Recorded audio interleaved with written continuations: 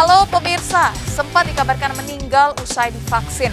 Remaja 14 tahun yang ditemukan tewas di bawah jembatan di Palembang diduga tewas dibunuh.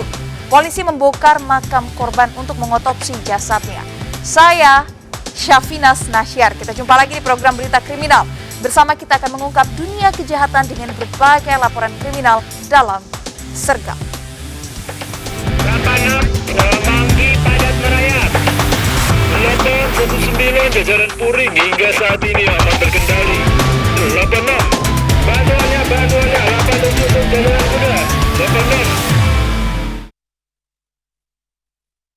86. Diduga korsleting listrik, sejumlah rumah di pemukiman padat di Sawah Besar, Jakarta Pusat terbakar. Petugas kesulitan memadamkan api akibat jalan yang sempit dan banyak warga yang berkerumun.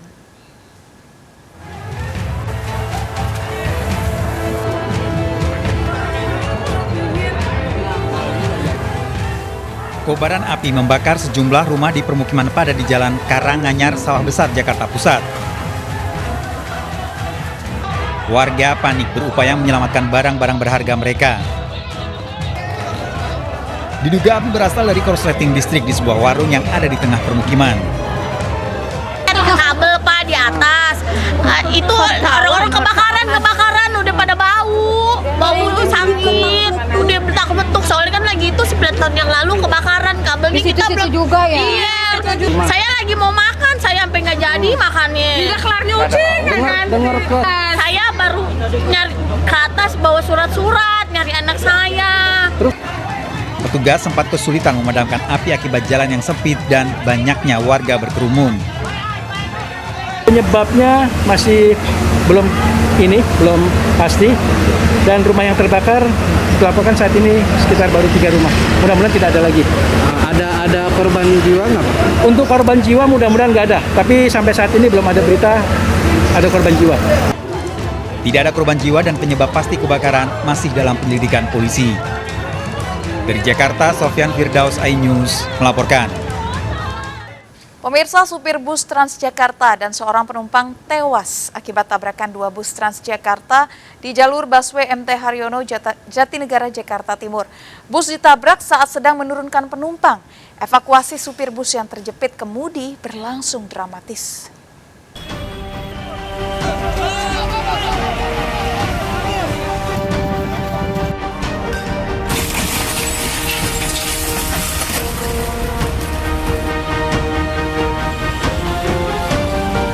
Kecelakaan 2 bus Transjakarta ini terjadi di jalur busway Jalan MT Haryono, Jatinegara, Jakarta Timur. Kecelakaan terjadi saat bus di depan tengah menurunkan penumpang, tiba-tiba ditabrak bus lain yang tengah melaju di belakang dengan kecepatan tinggi. Akibatnya seorang penumpang tewas dan puluhan lainnya luka-luka, termasuk pengemudi bus yang terjepit kemudi tak terselamatkan. Kan ada busway melintas, dua-duanya dalam kondisi berhenti di halte. Yang satu mungkin berhenti berjalan, begitu ini langsung menabrak kenceng dengan suara seperti bom meledak. Oh, ini kejadiannya tadi emang bisa lagi ada yang berhenti apa? Iya, bisa lagi berhenti, lagi menurunkan penumpang. Yang depan? Iya. Oh. Cuma yang belakangnya dia langsung menabrak. Oh. Evakuasi supir bus yang terjepit badan bus berlangsung dramatis melibatkan alat berat. Namun petugas sempat kesulitan mengeluarkan korban, proses evakuasi pun dilakukan menggunakan truk derek.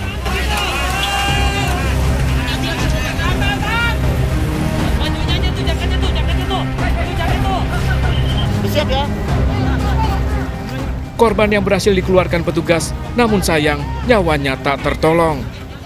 Yang dievakuasi oleh damkar sendiri adalah hanya 2, sehingga yang paling sulit kita di belakang kemudi ya.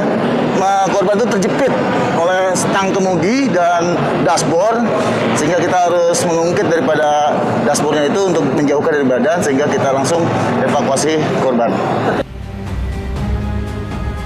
Usai kejadian, polisi langsung melakukan olah TKP untuk memastikan penyebab kecelakaan.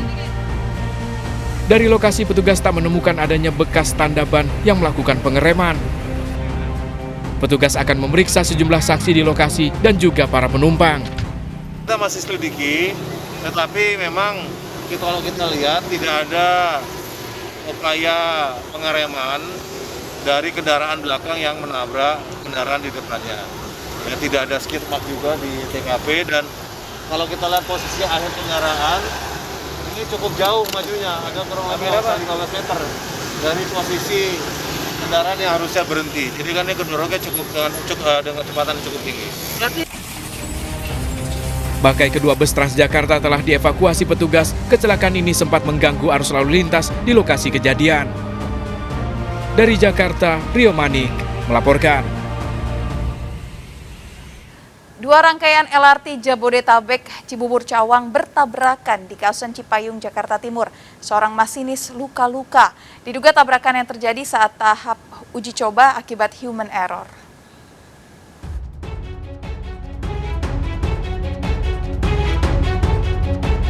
Tabrakan dua rangkaian LRT Jabodetabek Cibubur Cawang dalam tahap uji coba terjadi di kawasan Munjul, Cipayung, Jakarta Timur di atas tol Jagorawi kilometer 12.600. Akibatnya bagian gerbong depan rusak berat serta seorang masinis luka-luka. Petugas memeriksa lokasi kejadian. Warga mengaku sempat terkejut mendengar suara keras dari lokasi. Lihat ada baru mendengar ledakan gitu, MRT yang tabrakan. Oh, itu bunyinya keras, Bang? Lumayan. Oh, seperti bunyi apa, Bang? Ya, der gitu. Kayak ledakan gitu ya? Iya. Itu jam berapa? Itu kurang lebih 1:30 ya. Dari peristiwa ini PT Inka menyebutkan kecelakaan terjadi saat salah satu kereta LRT berhenti, ditabrak dari belakang oleh kereta LRT lainnya. Penyebab kecelakaan masih diselidiki oleh PT Inka, diduga ada indikasi kesalahan dari petugas. Nanti KNKT yang menentukan, terindikasi adalah langsiran yang terlalu cepat. Ya, masinisnya alhamdulillah tidak apa-apa, ya luka ringan dan sekali rumah sakit masih sadar, sehingga langkah selanjutnya nanti akan tim dari KNKT akan datang proses untuk investigasi.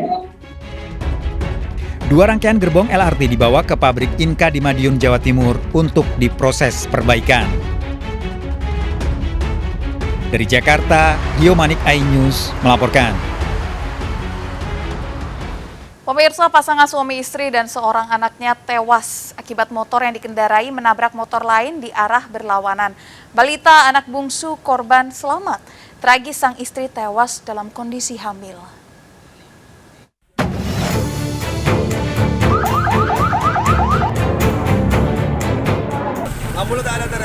Pakai motor ini lah, truk. Dua sepeda motor terlibat kecelakaan di Jalan Lintas Sumatera Ahmad Yani, Asahan, Sumatera Utara. Seorang bocah berusia 7 tahun yang ada di boncengan tewas. Zainal Arifin dan Siti Aisyah, orang tua korban serta adik korban berusia 4 tahun, terluka parah. Sementara pengendara motor lain juga tewas di lokasi. Namun setibanya di rumah sakit, nyawa Zainal dan istrinya tak terselamatkan.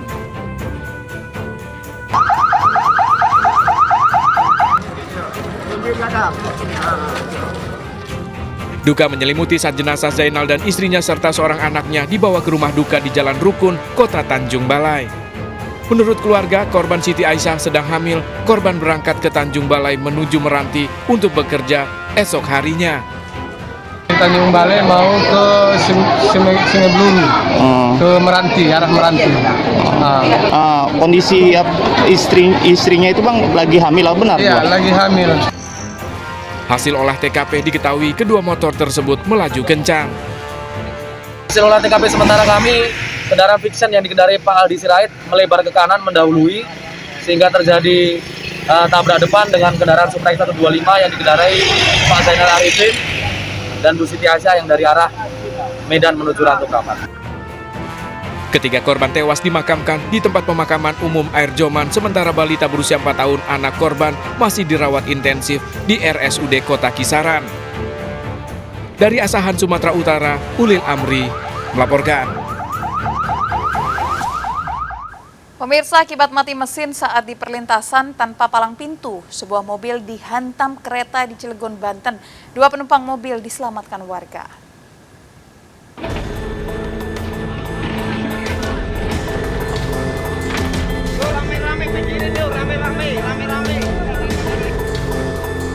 Mobil minibus ini terjepit usai ditabrak kereta jurusan Rangkas Bitung Merak di perlintasan tanpa palang pintu di kawasan Mekarsari, Cilegon, Banten. Evakuasi minibus berlangsung dramatis di lokasi kejadian. Peristiwa berawal saat minibus melintas di lokasi, tiba-tiba berhenti akibat mati mesin yang diduga tertarik magnet rel kereta. Di saat bersamaan, kereta api menuju stasiun Merak melintas. Beruntung kereta masih dalam kecepatan rendah. Dari kecelakaan ini, 2 orang penumpang minibus berhasil selamat, namun mobilnya rusak parah. Jadi mati mesinnya, kena magnet. Di dalam mobil berapa orang, Pak? 2 orang, suami istri.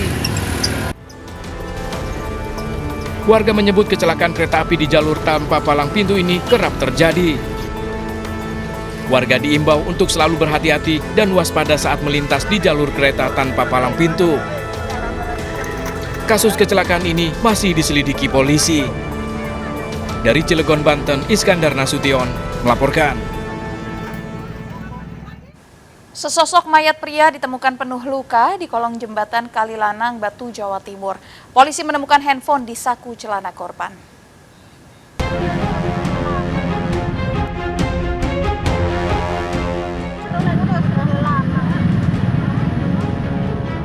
Temuan jasad pemuda tanpa identitas tergeletak di kolong jembatan Kalilanang menggemparkan warga desa Pandanrejo, Bumiaji, Kota Batu, Jawa Timur. Korban pertama kali ditemukan seorang warga saat melintas di bawah jembatan. Saat ditemukan, kondisi korban tertelungkup, penuh luka di bagian wajah. Evakuasi korban sempat jadi tontonan ratusan warga di atas jembatan.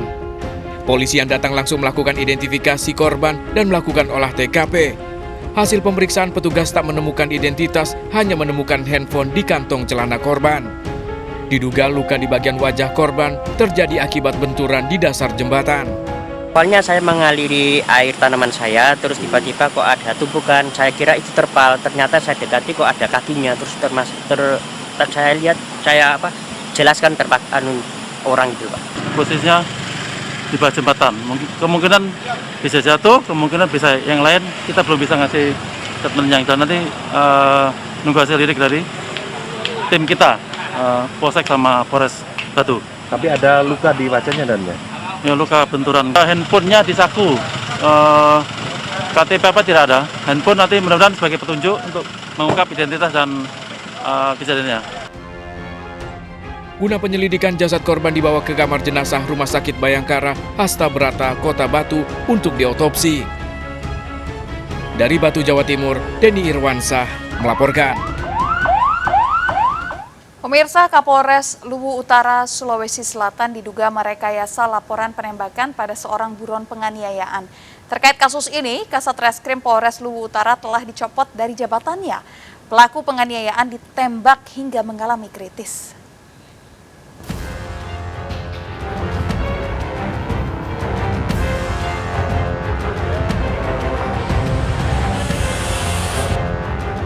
Residivis ini kritis di rumah sakit setelah 5 kali ditembak tim Resmob Polres Luwu Utara. Pria berusia 30 tahun ini buron polisi sejak 7 tahun lalu karena melakukan penganiayaan dan pembakaran. Akibat kondisi korban yang kritis, keluarga melaporkan penembakan yang dilakukan tim Resmob ke Polda Sulawesi Selatan. Kasat Reskrim Luwu Utara telah dicopot dari jabatannya, sementara Kapolres juga diperiksa. Iya. Dalam hal ini tentunya Kapolres saat ini posisinya sebagai terperiksa di Propam karena pada saat kejadian memberikan laporan yang tidak benar kepada pimpinan Polda, artinya merekayasa laporan yang ada sehingga menutupi kejadian sebenarnya, yaitu adanya penembakan 5 kali terhadap terduga IL yang laporannya itu direkayasa oleh Kapolres dengan Kasat Reskrim serta anggota unit Resmob yang ada di TKP pada saat itu. Akibat dugaan penganiayaan ini, anggota polisi yang terlibat terancam pemberhentian secara tidak hormat. Dari Makassar, Sulawesi Selatan, Wahyu Ruslan, iNews melaporkan. Pemirsa, puluhan warga di Koja, Jakarta Utara keracunan nasi kotak yang dibagikan sebuah partai politik. Korban mengalami gejala pusing, mual hingga muntah.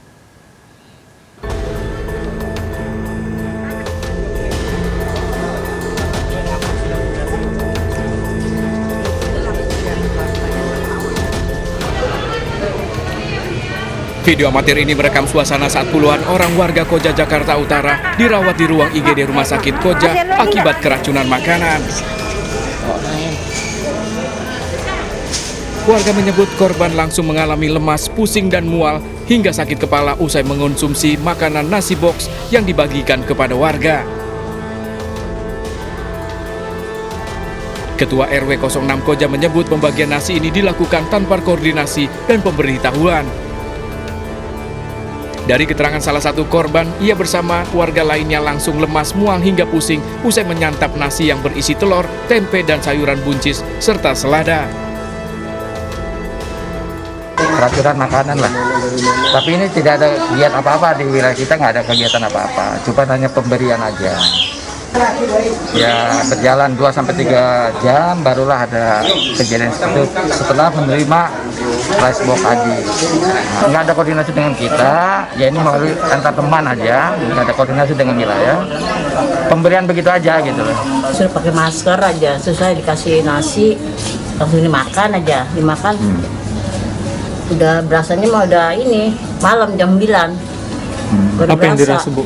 Mual, pusing, muntah. Bu, itu dikasih sama siapa sih, Bu? Partai PSI apa? Polsek Koja masih menyelidiki kasus keracunan massal ini dengan membawa sisa makanan untuk diperiksa di laboratorium. Dari Jakarta, Vendra Kurniawan melaporkan. Evakuasi jasad korban tenggelam yang tewas tenggelam di Kali Banjir Kanal Barat Cideng, Jakarta Pusat berlangsung dramatis. Keluarga histeris melihat proses evakuasi.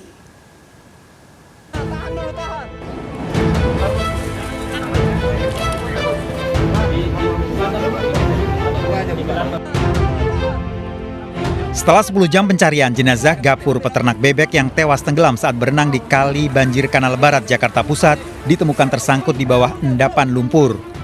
Korban ditemukan tak jauh dari lokasi kejadian. Menggunakan jangkar pengait, petugas mengangkat korban ke permukaan. Dari keterangan saksi, diketahui korban berenang seorang diri saat tengah malam dan tenggelam diduga akibat mengalami kram. Keluarga histeris melihat korban tak bernyawa.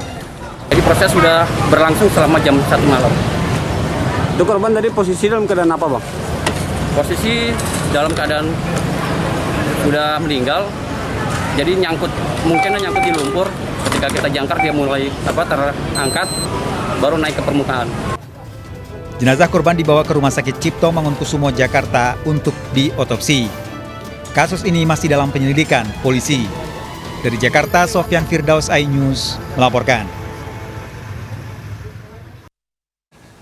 Pemirsa, seorang pensiunan TNI menembak kekasihnya di kamar kos di Tasikmalaya, Jawa Barat. Keduanya ditemukan tewas berpelukan.